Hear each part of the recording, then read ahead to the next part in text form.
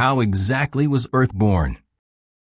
And how did humanity gradually destroy it step by step? The story must begin 13.8 billion years ago, when the universe was still in a chaotic state. Then, with the explosion of a singularity, time and space came into existence in an instant. From that moment, the universe entered a complex stage of evolution. 4.6 billion years ago, under the gravitational collapse of a giant molecular cloud, the early solar system was formed, and within this chaos, the primitive Earth was born. Magma surged and meteorites rained down everywhere. At that time, Earth resembled a furnace of hell, utterly unfit for the conditions necessary for life to evolve. 4.5 billion years ago, a planet named Theia accidentally collided with Earth. The drifting debris gradually coalesced and formed the early moon. From then on, Earth's environment underwent a complete transformation. 3.8 billion years ago, under the influence of centrifugal force, the moon began moving rapidly away from Earth. As Earth's geological environment stabilized, the surface temperature gradually decreased, condensation began, water vapor formed, and large amounts of water collected into oceans. Early anaerobic life appeared. 2.5 billion years ago, enormous quantities of sterols and algae proliferated wildly. Oxygen levels in the oceans and atmosphere rose rapidly. Anaerobic organisms were replaced, and biological evolution entered the right track. 540 million years ago, the Cambrian period welcomed the great explosion of life. Within 20 million years, a wide variety of complex life forms appeared in succession, and Earth presented a scene of flourishing vitality.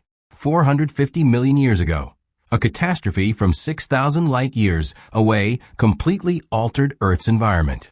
A deadly gamma ray burst struck the surface. The first mass extinction quietly arrived, wiping out 60% of life. Glaciers formed at the poles, ocean areas shrank, and ancient continents emerged above the waters.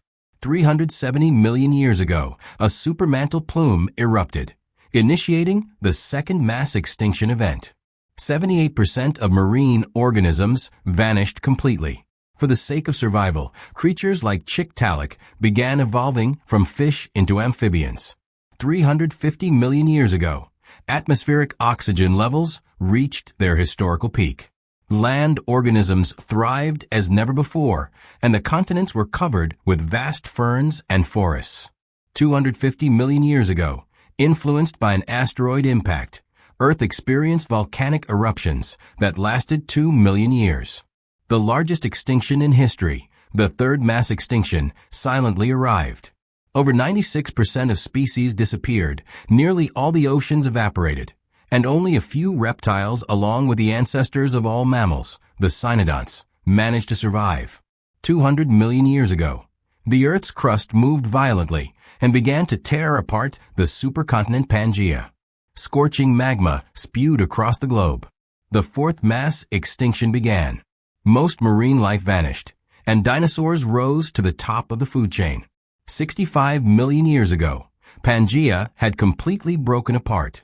At the same time, another asteroid struck Earth, triggering the fifth mass extinction. 80% of species disappeared. Reptiles declined, dinosaurs retreated from the stage of history, while smaller mammals managed to endure.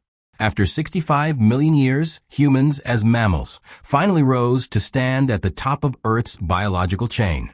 Looking back, all of this was not easily achieved.